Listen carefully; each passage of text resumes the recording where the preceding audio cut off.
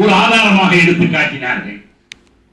While India supposedly fights along with other countries a war on terror, பயங்கரவாதத்திற்கு எதிரான போரில் மற்ற நாடுகளோடு சேர்ந்து இந்தியாவும் போரிடுவதாக அனுமானித்துக் கொள்ளப்படுகிற அதே நேரத்தில் all of us here are facing a war of errors. நாம் எல்லோரும் இங்கே பயங்கரவாதம் நடத்துகிற ஒரு போரை சந்தித்துக் கொண்டிருக்கிறோம். If Peri Arivalan is sentenced to death, then people will stop buying 9-volt batteries. பேரறிவாளனுக்கு மரணம் விதிக்கப்பட்டால் 9 வோல்ட் மின்கலங்களை மக்கள் இனி வாங்க மாட்டார்கள். Then poor teachers like his father will stop sending people for engineering studies. அவருடைய தந்தையை போன்ற ஏழை தந்தைமார்கள் மகனை பொறியியல் கல்வி படிப்பதற்கு அனுப்பாமல் நிறுத்தி விடுவார்கள். As his name suggests that he is a man of vast knowledge, and as one of the earlier speakers said, I was told in person that he is the education minister in the Vellore prison.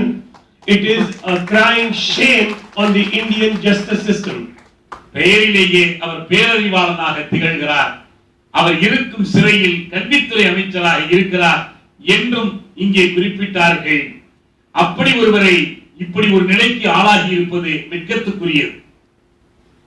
It is to the full credit of the person that you can see his smiling face. அவருடைய புன்னகை முகத்தை பாருங்கள். ஒரு பெருமைக்குரிய மனிதர் அவர். Even after 15 long years in prison. 15 ஆண்டுகளுக்கு மேல் சிறையிலே கழித்ததற்கு பிறகும் அவர் எப்படி இருக்கிறார் என்பதை தெரிந்து கொள்ளுங்கள். But beyond the smile lies hypertension. அந்த புன்னகைக்கு அப்பால் ஒரு அழுத்தம் இருக்கிறது, காணப்படுகிறது. And large number of medicines which he has to take every day. அவருடைய இரத்த அழுத்தத்திற்காக பல மருந்துகளை உட்கொள்ள வேண்டிய கட்டாயத்திலே இருக்கிறார். And in his book he says that he does not seek life. நான் உயிர் பிச்சை கேட்கவில்லை என்று அவர் தன்னுடைய புத்தகத்திலேயே எழுதியிருக்கிறார். He seeks justice. அவருக்கு வேண்டியது நீதி. This is a slap once again on the Indian justice system. இந்திய நீதித்துறையின் கன்னத்தில் விழுகிற அறை இது. The arguments against death penalty are simple and straightforward. மரண தண்டனைக்கு எதிராக முன்வைக்கப்படுகிற வாதுரைகள் எளிமையானவை, நேரடியானவை.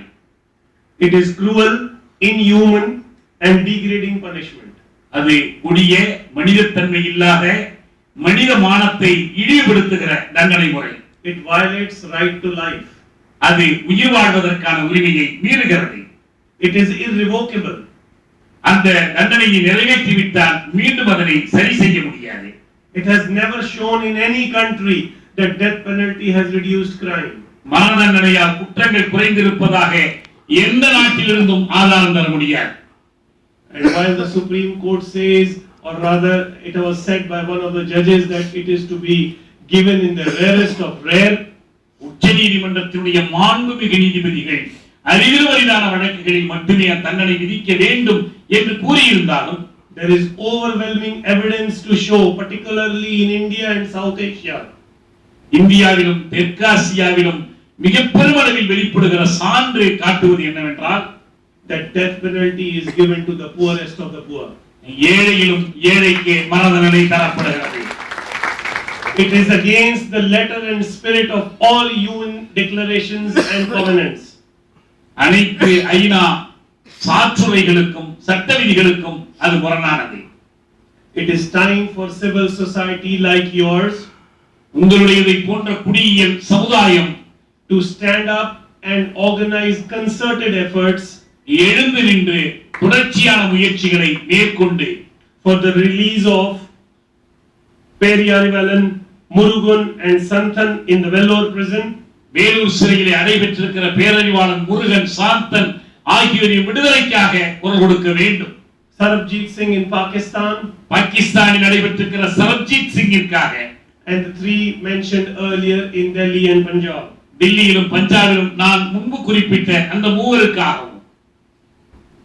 I will be failing in my duty today.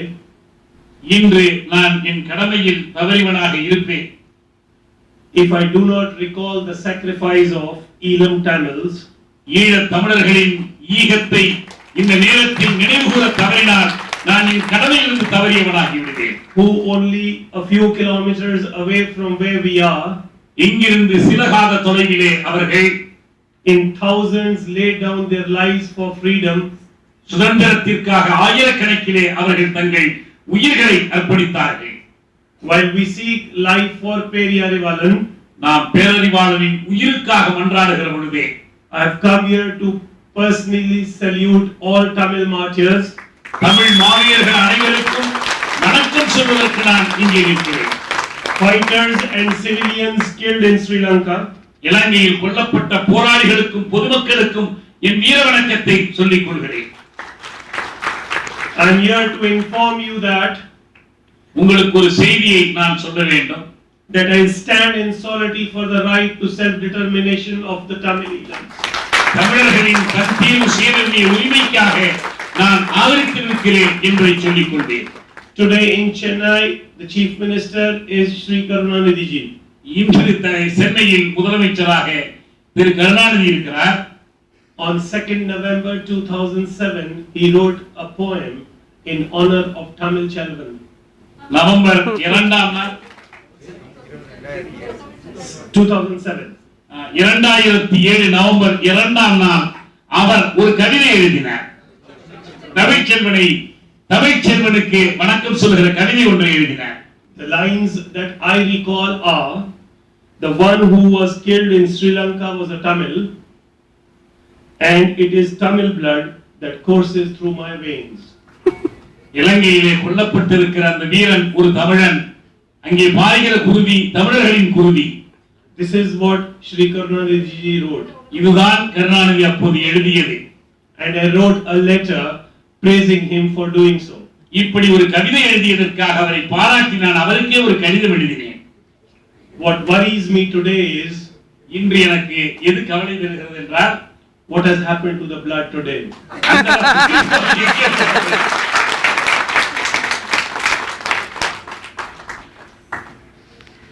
The brave Chief Minister must forget reasons of state. The brave Chief Minister துணிவுமிக்க முதலமைச்சர் must forget reasons of state அரசு காரணங்களை மறந்துவிட வேண்டும். and all ultra-nationalist considerations.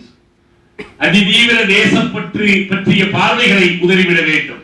In 1974, he released 25 people on the death row. 1974ஆம் ஆண்டு மரணப்பட்டிருந்த 25 பேருக்கு அவர் தண்டனை குறைப்பு வழங்கினார், including Thiaguji. Let him take the lead today and announce that he will ensure that nobody will be executed in the state of Tamil Nadu. அவர் இப்போது முங்கை எடுத்து தமிழ்நாட்டில் எவர் ஒருவருக்கு மரணமே நிறைவேற்றப்படாது என்று அறிவிக்கட்டும். Exactly a month from today, on 10th October, the world will celebrate the World Day Against the Death Penalty.